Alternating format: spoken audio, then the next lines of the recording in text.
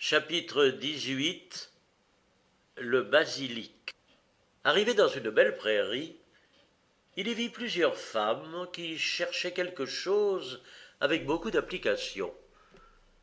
Il prit la liberté de s'approcher de l'une d'elles et de lui demander s'il pouvait avoir l'honneur de les aider dans leurs recherches.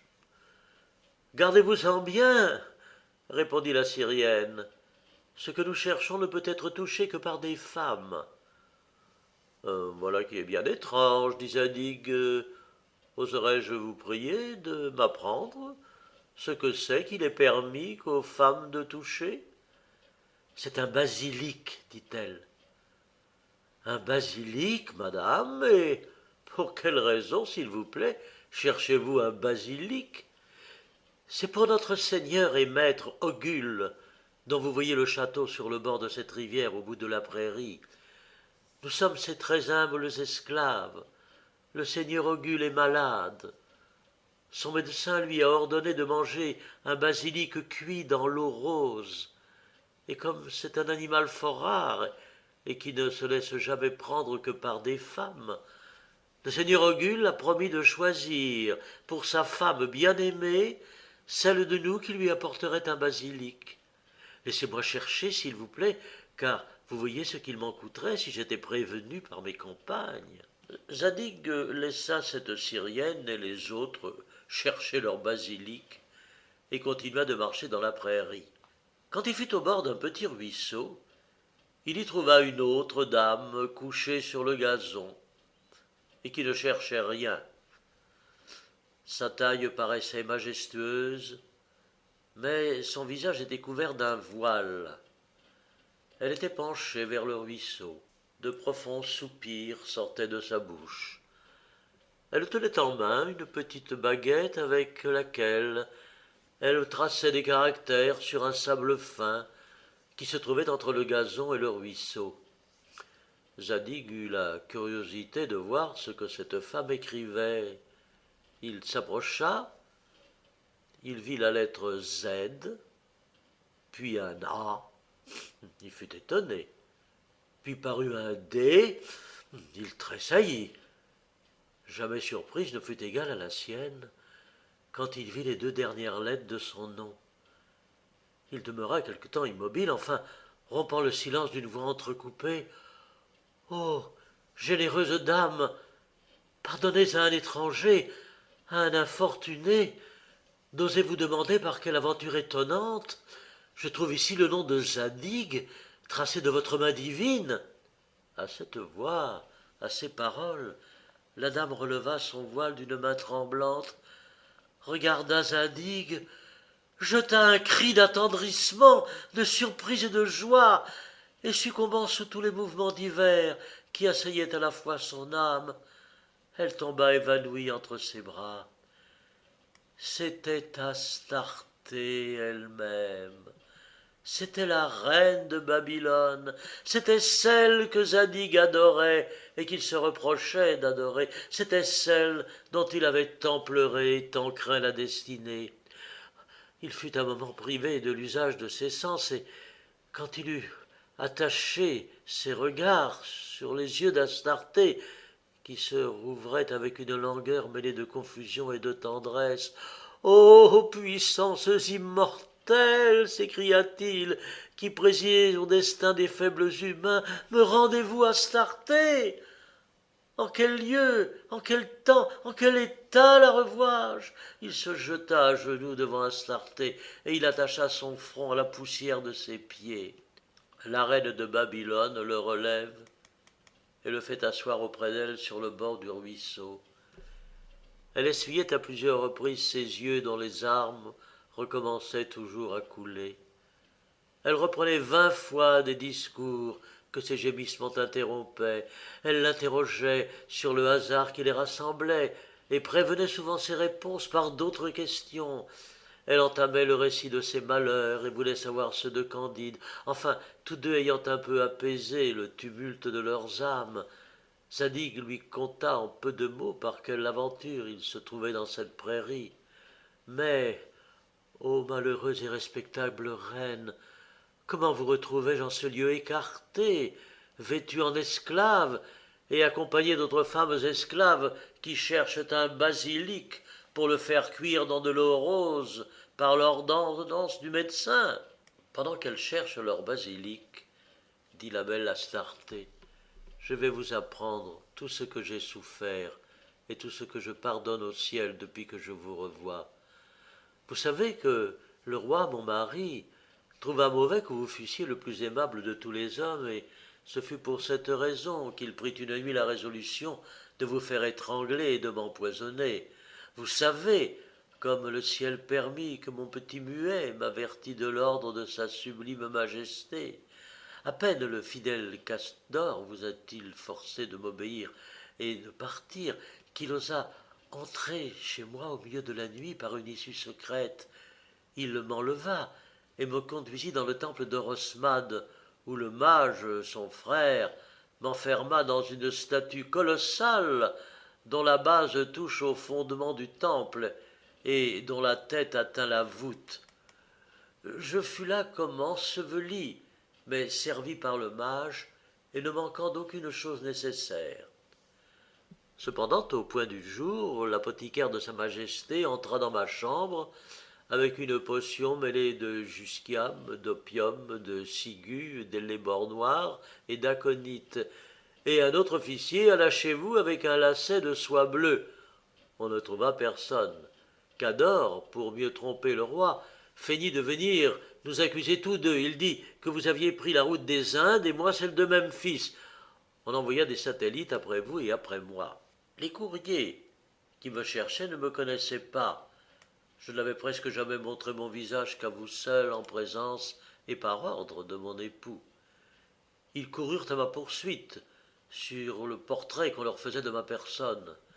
Une femme de la même taille que moi, et qui peut-être avait plus de charme, s'offrit à leur regard. Sur les frontières de l'Égypte, elle était éplorée, errante. Ils ne doutèrent pas que cette femme ne fût la reine de Babylone. Ils la menèrent à Moabdar. Leur méprise fit entrer d'abord le roi dans une violente colère. Mais bientôt, ayant considéré de plus près cette femme, il la trouva très belle et fut consolé. On l'appelait Missouf. On m'a dit depuis que ce nom signifie, en langue égyptienne, la belle capricieuse. Elle l'était en effet, mais elle avait autant d'art que de caprice. Elle plut à Moabdar, elle subjugua au point de se faire déclarer sa femme. Alors, son caractère se développa tout entier.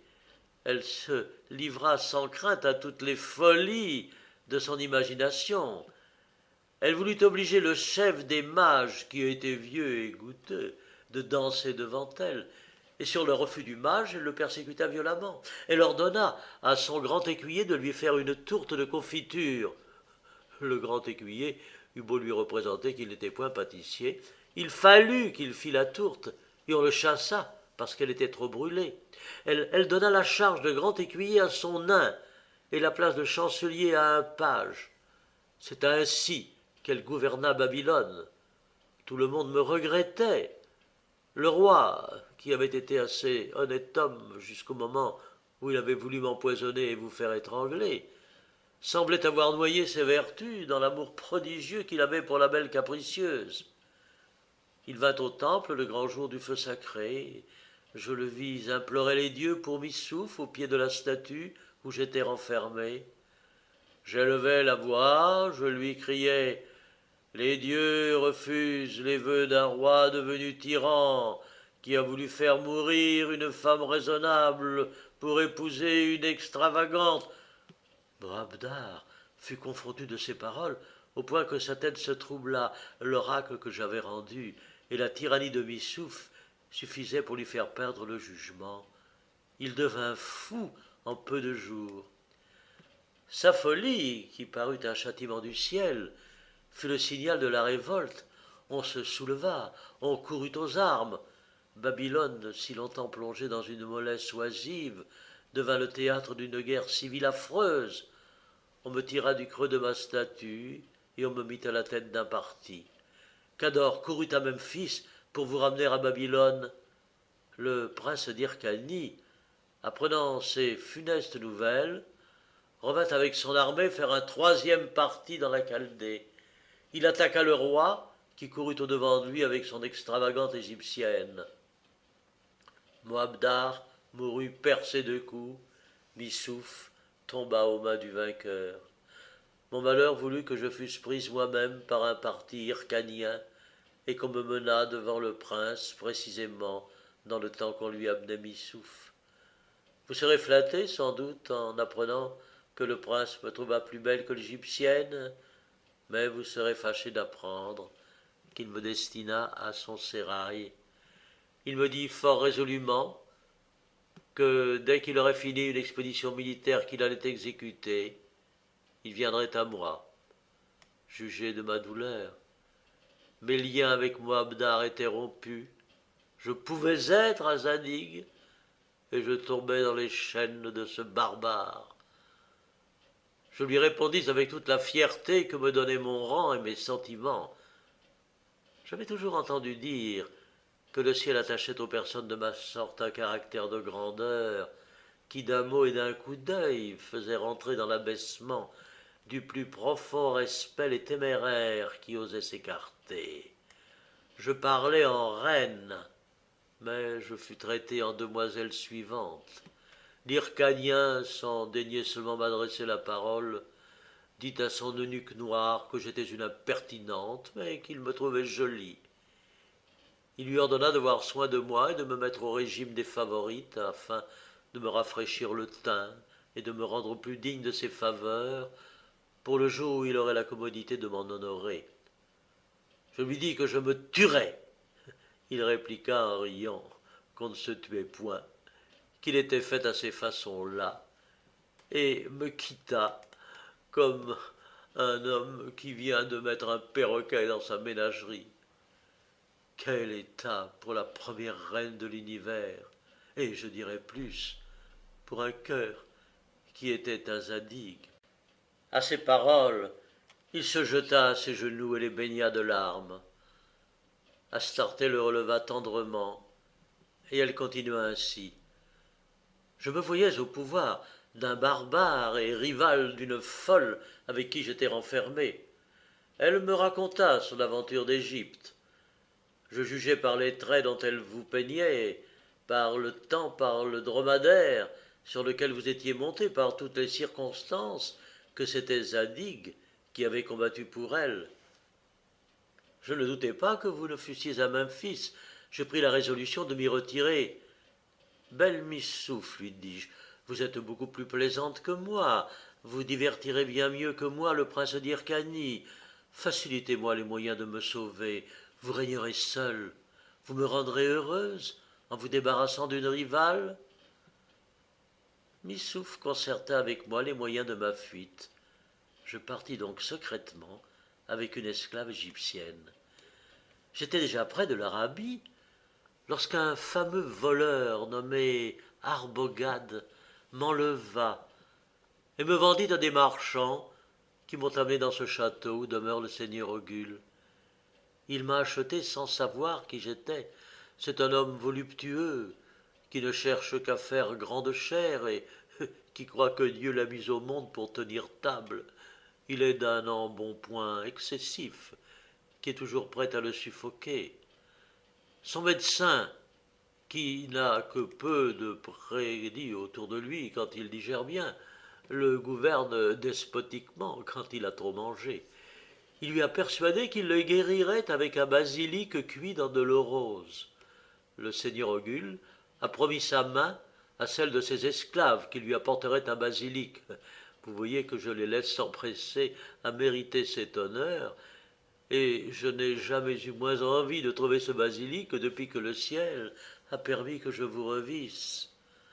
Alors, Astarté et Zadig se dirent tout ce que des sentiments longtemps retenus, tout ce que leurs malheurs et leurs amours pouvaient inspirer aux cœurs les plus nobles et les plus passionnés, et les génies qui président à l'amour portèrent leurs paroles jusqu'à la sphère de Vénus. Les femmes rentrèrent chez Ogul sans avoir rien trouvé. Zadig se fit présenter à lui et lui parla en ces termes. Que la santé immortelle descende du ciel pour avoir soin de tous vos jours. Je suis médecin, j'ai accouru vers vous sur le bruit de votre maladie, et je vous ai apporté un basilic cuit dans de l'eau rose. Ce n'est pas que je prétende vous épouser, je ne vous demande que la liberté d'une jeune esclave de Babylone que vous avez depuis quelques jours, et je consens de rester en esclavage à sa place, si je n'ai pas le bonheur de guérir le magnifique seigneur Ogul. La proposition fut acceptée. Astarté partit pour Babylone avec le domestique de Zadig, en lui promettant de lui envoyer incessamment un courrier pour l'instruire de tout ce qui se serait passé. Leurs adieux furent aussi tendres que l'avait été leur reconnaissance. Le moment où l'on se retrouve et celui où on se sépare sont les deux plus grandes époques de la vie, comme dit le grand livre du Zend. Zadig aimait la reine autant qu'il le jurait, et la reine aimait Zadig plus qu'elle ne le lui disait. Cependant, Zadig parla ainsi à Ogul. « Seigneur, on ne mange point mon basilic. Toute sa vertu doit entrer en vous par les pores. Je l'ai mis dans une petite outre bien enflée, couverte d'une peau fine. Il faut que vous poussiez cette outre de toute votre force et que je vous la renvoie à plusieurs reprises et en peu de jours de régime. Vous verrez ce que peut mon art. » Ogul, dès le premier jour, fut tout essoufflé et crut qu'il mourrait de fatigue. Le second, il fut moins fatigué et dormit mieux. En 8 jours, il recouvra toute sa force, la santé, la légèreté et la gaieté de ses plus brillantes années. « Vous avez joué au ballon et vous avez été sobre, lui dit Zadig.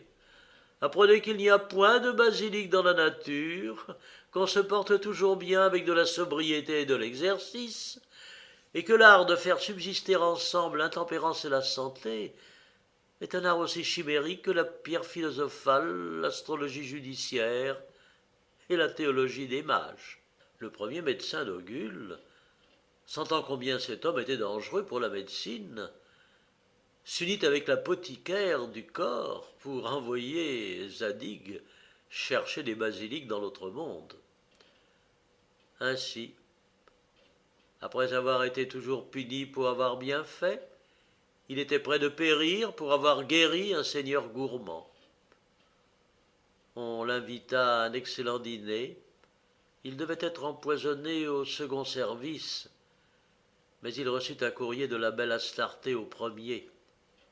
Il quitta la table et partit.